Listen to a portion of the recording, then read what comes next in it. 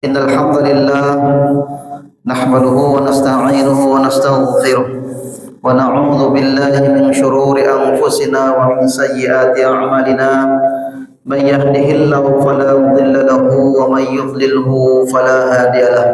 Wa nashhadu an la ilaha illallah wahdahu la syarika lah. Wa nashhadu anna sayyidina maulana Muhammadan abduhu wa rasuluh. Allahumma salli wa sallim wa barik ala sayyidina Muhammad wa ala alihi wa ashabihi wa man tabi'ahum bi ihsan ila yaumiddin, amma ba'd. Faqala Allah subhanahu wa ta'ala fil Qur'anil Karim, a'udzu billahi minasy syaithanir rajim. Bismillahirrahmanirrahim. Yarfa'illahu alladhina amanu minkum walladhina utul ilma darajat. Wa qala Rasulullah sallallahu alaihi wasallam, man salaka tariqan yaltamisu fi ilman sahalallahu lahu bihi tariqal jannah, kama qala an-nabiy sallallahu alaihi wasallam. Yang sama-sama kita muliakan para imam masjid, para pengurus masjid, alim ulama, cerdik pandai, tokoh masyarakat, bapak-bapak, ibu-ibu, orang tua kami, jemaah yang dimuliakan oleh Allah Subhanahu wa taala. Alhamdulillah, bersyukur kita kepada Allah Subhanahu wa taala. Allah taala masih memberikan rahmat, taufik dan hidayah kepada kita, dapat kita melaksanakan salat fardu maghrib secara berjamaah. Ini suatu karunia yang Allah berikan kepada kita. Tanpa taufik dan hidayah daripada Allah, maka berat rasanya untuk datang ke rumah Allah Subhanahu wa taala. Kemudian Allah tambahkan lagi nikmatnya kepada kita. Allah dudukkan kita di rumahnya. Kita membuat majelis ta'lim, majelis ilmu, yang mana majelis-majelis seperti ini adalah majelis-majelis yang dicari oleh para malaikat. Orang-orang yang duduk dalam majelis ta'lim, majelis ilmu, Allah Ta'ala akan ampunkan dosa-dosanya, keburukan-keburukannya diganti dengan kebaikan-kebaikan. Mudah-mudahan amal-amal ibadah yang kita kerjakan, salat kita, zikir kita, doa kita, i'tikaf kita, taklim kita, semuanya menjadi amal-amal soleh yang diterima di sisi Allah Subhanahu wa taala. Amin ya rabbal alamin. Dapat kabar kalau ketua masjid kita dalam keadaan sakit, maka paling kita membacakan Al-Fatihah. Mudah-mudahan Allah Subhanahu wa taala memberikan kesembuhan.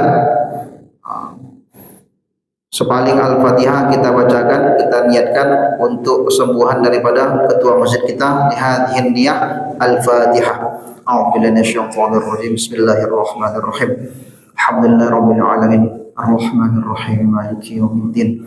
Iyyaka na'budu wa iyyaka nasta'in. Ihdinas shiratal mustaqim. Shiratal ladzina an'amta 'alaihim ghairil maghdubi 'alaihim waladdallin. Jemaah yang dimuliakan oleh Allah Subhanahu wa taala. Suatu ketika Sayyidina Mu'adz bin Jabal, seorang sahabat Nabi namanya Mu'adz bin Jabal radhiyallahu anhu, bertanya kepada Nabi sallallahu alaihi wasallam. Apa yang ditanyakan sahabat ini? Ya Rasulullah, akhbirni bi'amalin yudkhilunil jannah wa yubaiduni minan nar. Ya Rasulullah, kabarkan kepadaku, beritahukan kepadaku suatu amal yang mana dengan amal itu aku bisa masuk ke surga dan bisa terhindar dari neraka. Ini pertanyaannya hebat. Beritahukan aku ya Rasulullah amal yang dengan amal itu bisa masuk surga dan jauh dari neraka, bisa masuk surga dan terhindar dari neraka. Ini pertanyaan yang besar. Maka Nabi sallallahu alaihi wasallam menyampaikan amal-amal tersebut. Apa kata Nabi sallallahu alaihi wasallam? Ta'budullah la tusyriku bihi syai'an. Yang pertama, engkau menyembah Allah, jangan mensekutukan Allah. Tuh. Yang kedua, wa tuqimus shalah. Kemudian mendirikan salat. Yang ketiga, wa tu'tiz zakah. Menunaikan zakat.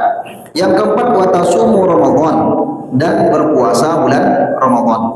Kemudian yang kelima, wa tahujjul bait, dan engkau berhaji jika mampu. Ini rukun Islam tersebut. Jadi amal yang disampaikan Nabi yang pertama rukun Islam. Alhamdulillah Sudah kita menyembah Allah, jangan kita sekutukan, kita tunaikan sholat, kita bayar zakat, Ramadan kita berpuasa, mampu kita, Allah berrezeki mampu, maka kita pun pergi haji. Ini amalan yang disampaikan Nabi yang menyebabkan masuk surga jauh daripada neraka.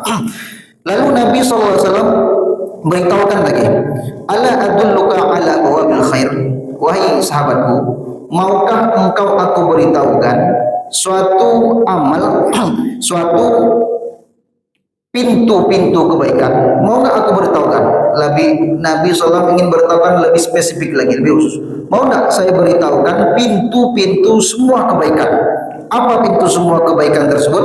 As-sawmu junnah, berpuasa. Puasa yang disebut Nabi, puasalah perisai.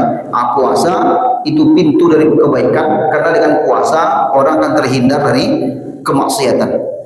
Kemudian as-shadaqatu tutfi'ul khati'ah. Kemudian bersedekahlah. Dengan sedekah itu akan menghapuskan daripada dosa. Kemudian salat malamlah kamu. Salatul rajuli fi jawfil lail. Salat malamlah kamu. Nabi beritahukan amal yang mana amal tersebut pintu-pintu kebaikan. Puasa kamu, kemudian sedekah kamu, kemudian sholat malam kamu. Nanti kita intinya di akhir hadis ini. Di akhir hadis ini. Jadi Nabi dari awal sampaikan semua kebaikan. Puasa, sholat, zakat, haji, puasa, sedekah, kemudian sholat malam. Disampaikan semua kebaikannya. Kemudian Nabi SAW sampaikan, maukah kamu aku beritahukan biroksil amri wa amudihi wa dhirwati sanamihi? Maukah aku beritahukan kepada kamu pokok dari segala urusan? Segala urusan apa pokoknya? Dan apa tiangnya? Dan apa puncak daripada semuanya? Maka pokok daripada semua urusan adalah, kata Nabi SAW, Rasul amril Islam. Pokok dari segala urusan adalah Islam. Kalau tak Islam, tak terima semuanya. Kemudian tiangnya adalah sholat, kata Nabi, disampaikan. Dan puncak tertingginya adalah jihad. Jihad. Kemudian yang terakhirnya, Nabi SAW sabdakan, ala ukhbiruka bimalaki dzalika kulli? Mau tidak aku beritahukan kepada kamu kunci dari segalanya? Ini kunci dari semua. Jadi dari atas Nabi sampaikan semua amalan yang kita kerjakan. Kita bersyahadat, kita sholat, kita puasa, kita zakat, yang haji-haji, yang sholat tahajud, kemudian yang sedekah. Lalu Nabi mau gak kunci dari segalanya apa? Kunci dari semuanya. Apa kunci dari semuanya? Kata Nabi SAW, mau ya Rasulullah? Kasih tahu ya Rasulullah. Lalu Nabi memberitahukan kunci dari semua amal tersebut. Fa'akhadha bilisanihi. Nabi memegang lidahnya. Nabi pegang lidahnya.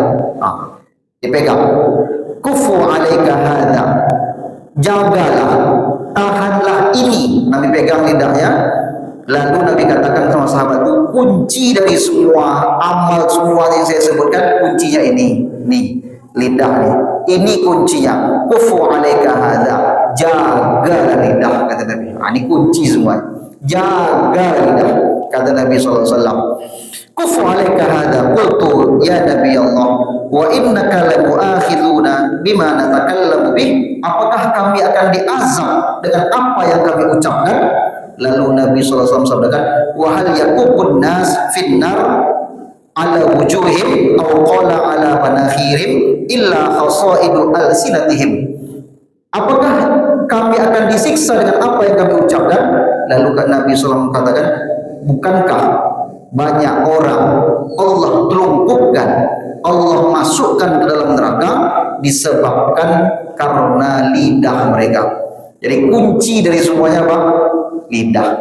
Banyak sholatnya, banyak puasanya, banyak zakatnya, berkali-kali hajinya, tapi kalau lidahnya tak dijaga, habis semua kan? Habis semuanya. Maka Nabi menyebutkan kunci dari semuanya, Nabi pegang lidah. Kalau Nabi sebutkan jaga lidah, lisan itu biasa. Tapi begitu pentingnya pesan terakhir itu sampai Nabi pegang itu lidah. Dikeluarkan Nabi lidahnya, tengok sini gitu. Mau tahu nggak kuncinya? Nah, tengok sini, dipegang Nabi lidahnya. Nah, jaga ini kata Nabi. Itu pesan sangat pentingnya, dipegang langsung. Tengok, dipegang. Ini kunci daripada semuanya. Bukankah banyak orang Nabi lumpuhkan, Nabi masukkan dalam neraka karena panen daripada apa yang mereka ucapkan. Ini kunci daripada semuanya. Maka ada seorang wanita, ini kisah. Ada seorang wanita, ini wanita yang dikisahkan zaman Abdullah bin Mubarak rahimahullah. Abdullah bin Mubarak, beliau lahir 118 Hijriah, wafat 181 Hijriah. Ratusan ribuan tahun yang lalu. Abdullah bin Mubarak menjumpai seorang wanita yang mana wanita itu tidak ada keluar dari lidahnya, tidak ada keluar kata-kata dari lidahnya, melainkan kata-katanya Al-Quran semuanya. Karena tahu perkataan tadi semua akan dihisap. Semua yang diucapkan pasti dia akan dihisap. Salah kata, salah ucap, salah ini bisa melumpuhkan kita ke dalam neraka. Maka seorang wanita ini tak mau berucap, tidak mau berkata-kata kecuali yang baik-baik saja. Karena jurusnya lidah di dua. Falyakul khairan au liyasmut. Jurusnya cuma dua.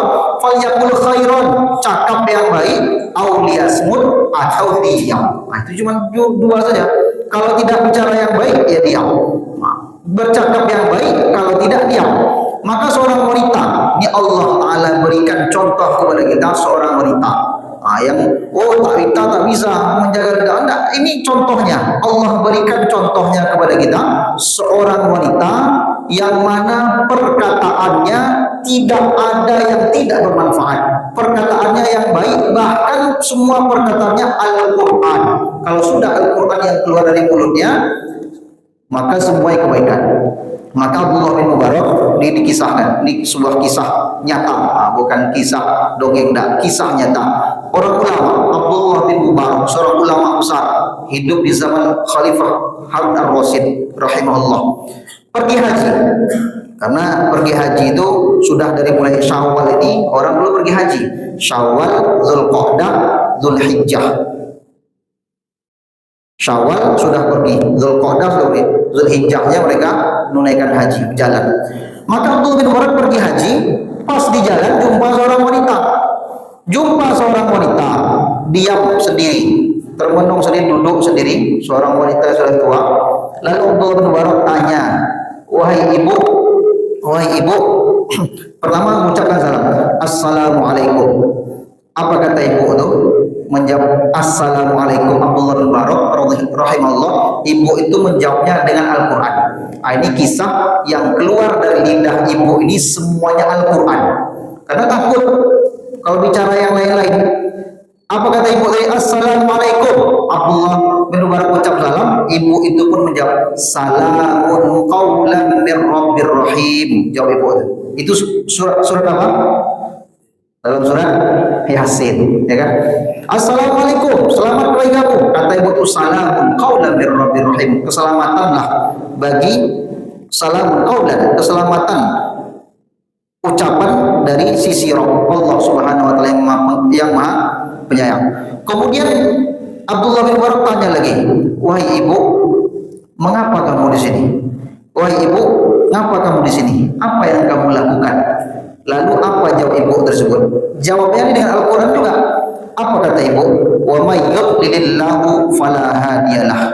Wa may yudlilillahu fala hadiyalah. Barang siapa yang disesatkan Allah, maka tak ada yang dapat memberikan petunjuk. Maka Abdullah bin Mubarak pikir, apa maksudnya? Oh, maksudnya ibu ini sedang tersesat. Barang siapa yang disesatkan Allah, tak ada yang bisa beri petunjuk. Tapi jawabannya dengan Al-Quran. Abdullah bin Mubarak tahu ibu ini sedang tersesat di sini, tersesat dia. Lalu ditanya Abdullah bin Mubarak rahimahullah lagi, wahai ibu, mau kemana engkau pergi? Mau kemana engkau pergi, ibu? Apa jawaban ibu itu? Dengan Al-Quran. Subhanalladzi asra bi'abdihi lailam minal masjidil haram ilal masjidil aqsa. Berarti ibu ini mau kemana? mau ke Masjidil Haram, mau pergi haji. Oh, berarti ibu ini pergi haji juga, sama lah, pergi haji. Tapi jawabannya dengan Al-Quran. Lalu tanya Abdullah bin Barak lagi, wah ibu, sudah berapa lama kamu di sini? Apa jawab itu? Salasa layalin sawiyah. Ini dalam surat Maryam. Salasa layalin sawiyah, kata ibu. Artinya sudah 3 malam saya di sini. Abdullah bin Barak, dia di sini sudah 3 hari 3 malam. Oh, dalam surat Maryam. Lalu ditanya Abdullah bin Barak lagi, oh, ibu, tak ada nampak saya makanan di sini. Ibu sudah makan atau belum? Ibu bagaimana makannya bagaimana? Apa jawab ibu itu? Huwa yut'imuni wa yasqin, dalam surat Syura. Huwa yut'imuni wa yasqin, dialah Allah yang berikan saya makan, dialah Allah yang beri saya minum, kata ibu tersebut dengan Al-Quran. Wah ibu, kalau air tak ada bagaimana ibu mau sholat? Sholat kan wajib, ibu bagaimana sholat? Apa jawaban ibu tersebut? Fatayammamu sha'idan thayyiban, saya bertayamum. Saya bertayamum, tak ada air saya bertayamum. Tapi jawabannya dengan Al-Quran. Lalu kata Abdullah bin Barak rahimahullah, wah ibu, ini saya ada sedikit makan. Saya ada sedikit makan, makanlah ibu. Apa jawaban ibu tersebut? Wa atimmus siyam ilal lail. Saya akan sempurnakan puasa saya sampai malam. Oh tahu, berarti ibu ini sedang puasa. Ibu, ini kan bukan bulan Ramadan. Ramadan kan lewat. Ini bukan Ramadan, makan. Apa kata ibu? Mengapa mau puasa? Wa man tatawwa'a khairan fa innallaha syakirun alim. Berarti ibu ini sedang puasa sunnah. Wa man tatawwa', barang siapa yang berpuasa sunnah, yang sunnah, maka itu lebih baik. Oh tahu, berarti dia sedang puasa sunnah. Ibu, kita kan sedang musafir. Kita kan sedang musafir. Kalau musafir itu boleh tidak puasa, wajib saja boleh, lagi sunnah. Apa kata ibu tersebut? Wa antasumu khairul lakum in kuntum ta'lamun. Kalau kamu puasa itu lebih baik. Kalau kamu puasa itu lebih. Surah Al-Baqarah ayat 184, habis 183 184. Kemudian Abdullah bin Barak radhiyallahu anhu berkata, "Wah ibu, kok enggak ada jawaban lain, enggak ada pembicaraan lain kamu tanya-tanyakan kepada saya?" Apa jawab ibu tersebut? Ma yalfidhu min qaulin illa ladaihi raqibun atid. Tidaklah apa yang kita ucapkan melainkan di sisi kita ada malaikat raqib dan atid, kata jawab ibu tersebut. Kemudian Abdullah bin Barak tanya lagi, "Wah ibu, kamu ini dari suku mana? Suku mana ibu? Kamu dari suku mana? Dari kabilah mana?" Apa jawaban ibu tersebut? La taqfu ma laisa laka bi'ilm. Jangan engkau bertanya sesuatu yang kamu tidak tahu. Kalau saya sebutkan suku saya, kira-kira kamu tahu tidak? Tidak tahu, jangan kamu tanya. La taqfu ma laisa laka bi'ilm. Jangan kamu bertanya tentang apa yang tidak kamu ketahui. Kata ibu tersebut, kalau begitu saya minta maaf lah. Kalau gitu saya minta maaf. Kata Abdullah bin Barak, apa jawaban ibu tersebut? La tathriba alaikumul yaum, dalam surat Yusuf. La tathriba alaikumul yaum yaghfirullahu lakum. Kamu tak ada dicela, kamu tidak ada masalah. Allah Taala Maha Pengampun. Tapi jawabannya semua dengan Al-Qur'an. Kemudian Abdullah bin Barak radhiyallahu rahimahullah berkata, "Wah ibu, marilah, saya ada unta. Naik di atas unta saya, nanti kita cari rombongan ibu yang sesat ya kan. Lalu untanya ditundukkan. Kemudian apa kata ibu tersebut? Ma taf'alu min khairin ya'lamuhullah. Apa yang kamu kerjakan dari suatu kebaikan, Allah Ta'ala Maha mengetahuinya. Lalu unta tersebut ditundukkan. Apa kata ibu tersebut? Kullil mu'minin yaghdud min absarihim. Hendaklah setiap orang mukmin menundukkan pandangannya. Maksudnya tundukkan pandangan kamu. Kata ibu itu, tapi dengan Al-Qur'an. Kemudian kita teruskan. Kemudian untanya sudah ditundukkan, ibu itu sudah naik, ditegakkan untanya mulai berjalan, ibu itu mulai membaca doa naik kendaraan. Subhanalladzi sakharna hadza wa ma kunna lahu muqrinin wa inna ila rabbina munqalibun. Kemudian Abdullah bin Mubarak menarik unta itu dengan cepat-cepat, laju-laju dia. Ibu ni bilang mau lambat-lambat, tapi bilangnya Al-Quran, wa qasid fi masyika waghud min sautik. Sederhanakanlah jalan kamu, lambat-lambatkanlah jalan kamu, kata ibu. Tapi dengan Al-Quran, Quran surat Luqman ayat 19. Lalu lambat-lambat Abdullah bin Mubarak dengan membaca syair-syair. Lambat bawa unta itu, tapi bersyair-syair. Datang ibu itu baca, faqra'u ma tayassara minal Quran. Daripada kau bersyair, lebih bagus kau baca Al-Quran. Faqra'u, bacalah ma tayassara minal Quran, dari apa yang mudah dari Al-Quran. Jadi ibu itu bilangnya dengan Al-Quran juga. Kemudian Abdullah bin Mubarak bicara lagi, sudah mulai diam, lalu tanya lagi, wahai ibu, suami kamu siapa? Siapa suami kamu? Tanyanya pula suaminya. Tadi sukunya ditanya, sekarang suaminya. Suami ibu siapa? Apa ibu itu jawab? La tas'al an asya in tubdalakum tasukum. Janganlah kamu bertanya tentang sesuatu yang kalau diterangkan kamu itu tidak akan suka. Jangan kamu tanya tentang sesuatu yang kamu kalau dijawab diterangkan kamu tak suka. Kemudian diam lagi Abdullah bin Mubarak, nak mau lagi bercerita. Lama berjalan, lalu berjumpalah dengan kabilah-kabilah yang ada di depan, rombongan yang di depan. Lalu ditanya Abdullah bin Mubarak, wahai ibu, itu ada rombongan. Itu rombongan kamu. Coba di rombongan itu siapa yang ada di situ? Siapa yang ada di situ? Ibu itu jawab dengan Al-Quran, al-malu wal banun zinatul hayatid dunya. Al-mal, harta, al-banun, anak-anak. Zinatul hayatid dunya adalah perhiasan dunia. Oh, tahu Abdullah bin Mubarak di rombongan itu ada anaknya. Al-malu wal banun. Tapi jawab dengan Al-Quran, surah Al-Kahfi ayat 46. Kemudian, wahai ibu, berarti anak kamu ada di situ. Anak kamu di situ tuh tugasnya apa? Lalu dijawab dengan Al-Quran, wa alamatu wa bin najmi hum yahtadun. Oh, tahu Abdullah bin Mubarak, anak dia di situ tuh tukang tunjuk jalan. Anak dia paling depan, tukang tunjuk jalan, pergi ke rombongan. Wahai ibu, siapa nama anak-anak kamu siapa? Siapa nama anak-anak kamu dalam rombongan? Ibu itu jawab dengan Al-Quran, wattakhadallahu Ibrahim. Wattakhadallahu Ibrahim khalila. Berarti anaknya siapa? Ibrahim. Wa kallamallahu Musa taklima. Oh, berarti ada anaknya Musa. Kemudian ya Yahya khudil kitab bi quwwah. Berarti ada nama anaknya Yahya. Wattakhadallahu Ibrahim khalila. Ibrahim. Wa kallamallahu Musa taklima. Oh, ada nama Musa. Kemudian ya Yahya, ya wahai Yahya. Berarti anak ibu ini 3, ada Ibrahim, ada Musa, ada Yahya. Pergi Abdullah bin Mubarak ke rombongan, lalu dipanggil, Ibrahim, Yahya, Musa. Datang orang itu bertiga. Datang orang itu bertiga. Ini ibu kamu nih. Ibu kamu nih tertinggal rombongan sudah dapat. Kemudian diberikan ibunya, diserahkan pada anaknya. Lalu ibu itu bilang kepada anaknya, wahai anakku, coba kasih dia makanan sebagai upah kebaikan dia, jasa dia. Terima kasih kita. Tapi dengan Al-Quran, fab'athu ahadakum biwariqikum hadhihi ilal Madinah falyanzur ayyuha azka ta'aman falyatikum birizqin min. Ini surat apa? Surat Al-Kahfi. Fab'athu ahadakum biwariqikum. Coba di antara kalian beli satu makanan, nanti berikan kepada dia. Itu maksud ibu tuh. Anaknya tahu. Dicari makanan, lalu diberikan kepada Abdullah bin Mubarak rahimahullah.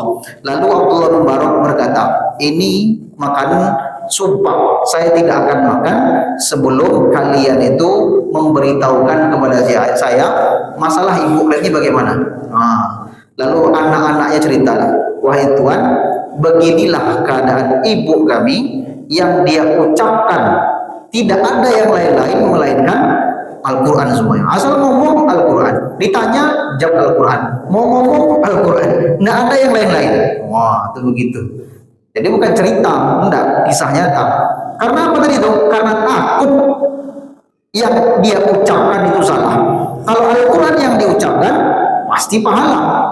Yang Al-Quran ini diucapkan, maka tanya Allah, sudah berapa lama ibu kalian itu seperti ini? Sudah berapa lama yang diucapkan Al-Quran, setiap dia jawab Al-Quran, kalau ditanya jawabnya Al-Quran. Sudah berapa lama? Apa kata anak-anak tadi? Wahai Tuhan, ibu saya itu sudah seperti ini sudah 40 tahun. Sudah berapa? 40 tahun. 40 tahun tidak ada yang keluar dari lidahnya melainkan Al-Quran. Melainkan Al-Quran. Begitu. Karena takut, dan itulah berapa banyak orang-orang yang ditelungkupkan dalam neraka jahanam, kata Nabi SAW, karena lidahnya. Karena lidahnya. Makanya seorang ibu tidak mau yang keluar dari lidahnya yang sia-sia melainkan Al-Quran. Melainkan Al-Quran. 40 tahun kayak gitu. Wah, jadi kalau seperti itu, nah ini orang dulu. Jadi ini wanita kisahnya. Ini wanita yang Allah contohkan kepada kita, wanita. Maknanya apa? Sekarang kan wanita tak bisa, wanita nih bisa menjaga lidahnya. Dia bisa yang diucapkannya yang baik-baik saja. Kalau tidak dia diam. Kalau tidak dia diam. Kalau yang hak yang lebih baik. Jangan pula, kalau pergi belanja dompet kami payah, katanya. Belanja dompet kami awak dah paham dah. Ini paslah yang cerita nih ulama juga. Abdullah bin Mubarak, ulama besar ketika zaman Khalifah Harun ar-Rasyid. Kemudian ibu ini pun ya jelas hafal Al-Quran dan dia paham dengan Al-Quran sehingga yang diucapkan semuanya Al-Quran. Begitulah. Kemudian ketika ditanya seperti itu, dijawab 40 tahun, datang Abdullah bin Mubarak. Abdullah bin Mubarak pun katakan, "Dzalika fadlullah." Jawabnya dengan Al-Quran juga.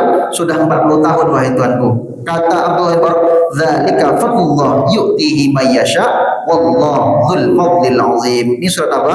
Surat Al-Jumu'ah ayat 4. Dzalika fadlullah. Semua itu adalah karunia daripada Allah Subhanahu wa taala. Kepada siapa Allah taala akan berikan.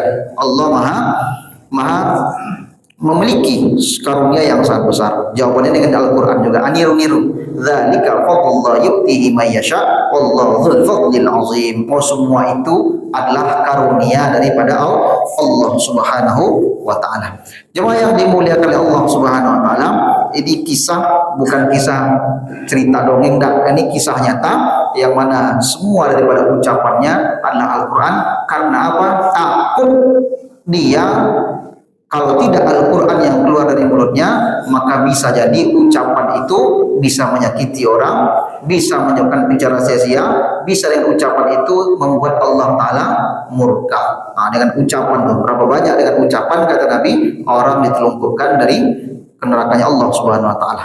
Mudah-mudahan ini menjadi ibrah bagi kita, pelajaran bagi kita untuk bisa kita ikuti. Karena berapa banyak lidah tersebut kata Nabi, orang dimasukkan dalam nerakanya Allah Subhanahu wa taala karena tidak bisa menjaga lidah.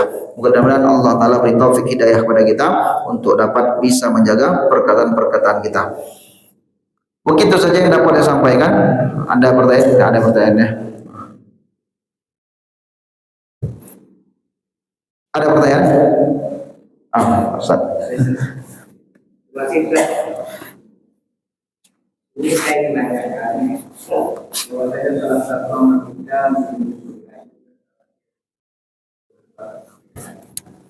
berjalan itu bagaimana hukumnya kalau seandainya orang nakal itu ada pinjaman syariah atau konvensional dan lain-lainnya. Yang kedua, saya ingin tanya juga tentang satu pulau itu ada kalanya ada bilang kan bagi yang betul dan memenuhi syarat dan juga ada mengenai berkah. Maksud saya tadi umur tadi itu apakah umur itu wajib atau ada yang bilang wajib lain bukan makanya Waalaikumsalam warahmatullahi wabarakatuh. Kita jawab yang kedua dulu. Haji dan umroh dalam mazhab Imam Syafi'i, haji semuanya sepakat 4 mazhab wajib hukumnya bagi yang mampu. Bagi yang mampu. Ini stato'a ilaihi sabila. Bagi yang mampu haji. Itu jawaban yang kedua, langsung jawaban yang kedua. Yang pertama, haji wajib bagi yang mampu. Bagi yang mampu. Kalau umroh, apa hukum umroh? Dalam mazhab Imam Syafi'i, umroh itu hukumnya wajib sebagaimana haji. Nah, sebagaimana haji. Jadi umroh itu wajib sebagaimana haji. Itu umroh. Hukum umroh wajib sekali seumur hidup juga bagi yang mampu. Dalam mazhab Imam Syafi'i. Dalam mazhab yang lain barulah nanti sunat muakkad. Dalam mazhab Hanafi dan yang lain. Tapi dalam mazhab Syafi'i, umroh itu sebagaimana haji wajib, begitu juga lah umroh wajib. Karena Nabi SAW pernah mengkodo umroh. Tahun ke-6 Hijriah pergi umroh. Tahun ke-6 mau pergi umroh. Lalu terjadilah situ perjanjian Hudaybiyah. Perjanjian Hudaybiyah. Nabi tak bisa masuk ke Mekah. Padahal sudah pakai kain ihram mau umroh. Tidak bisa ditahan, tidak boleh masuk Mekah. Akhirnya di situ terjadi perjanjian Hudaybiyah, yang mana dalam perjanjian itu tahun besok boleh umroh. Akhirnya Nabi mengkodo umroh, tanda wajib. Yang wajib dikodo. Bagaimana puasa ada kodo, sholat ada kodo. Umroh itu dikodo sama Nabi. Kalau yang sunnah ya selesai, tidak usah dikodo. Kalau yang sunnah, tapi karena itu wajib maka dikodo. Ada umroh kodo. Nah, dikodo Nabi umroh yang kemarin karena tak bisa tahun yang lalu. Kemudian jadi apa hukumnya? Umroh hukumnya wajib bagi yang mampu sekali seumur hidup dalam mazhab Imam Syafi'i. Kemudian bagaimana kita mau pergi haji atau pergi umroh dengan pinjaman? Nah, tadi haji dan umroh itu wajib bagi yang mampu. Kalau dia tidak mampu, maka tidak wajib. Tidak wajib. Dan bagaimana juga dia meminjam? Tak wajib juga dia meminjam. Tidak wajib juga dia menabung. Tidak wajib dia. Wajibnya tidak. Tapi ketika Allah beri dia kemampuan, lalu diberi Allah kemampuan, datang dia rezeki, sehingga dia mampu dalam segi uangnya bisa, kesehatannya bisa, perjalanan bisa, baru dia wajib. Tapi kalau tak diberi kemampuan, tidak wajib dia meminjam, tidak wajib dia menjual ini dan itu, tidak wajib dia menabung segala macam. Tak wajib. Kalau dia menabung boleh, tapi tak wajib hukumnya. Wajibnya apa dia? Nafkah. Kalau nafkah dia wajib. Tapi kalau menabung untuk haji dan umroh, tidak wajib. Cuma kalau diberi kemampuan, barulah wajib. Kalau bilang boleh, boleh. Tapi kalau pinjamannya ada bunga, setelah dia jual itu semua, pulang dari situ malah dia meminta-minta, malah menjadi beban, malah apa? Itu tidak dianjurkan. Jadi tidak dianjurkan kalau dia meminjam dengan pinjaman yang memberatkan dia. Tapi tanahnya banyak, jualnya sedikit, pergi dia haji umroh, nggak boleh. Cuma tanahnya itu, kalau dijualnya itu payah dia lagi nanti, nggak boleh. Tak boleh dia menjual itu untuk pergi haji umroh, tak boleh. Atau dipinjamnya, pulang tuh pening dia mikirkan pinjaman tadi, tak bisa juga. Gitu. Jadi kapan dia pergi? Kalau diberikan Allah kemampuan. Kalau diberikan kemampuan, maka wajib dia pergi haji, wajib dia pergi umroh. Ada yang benar datang daripada Allah, yang salah atas khilafan saya, tak ampun pada Allah, astagfirullahaladzim. Mohon maaf pada hadirin hadirat. Sempurna majelis, kita tutup dan doa kafaratul majelis.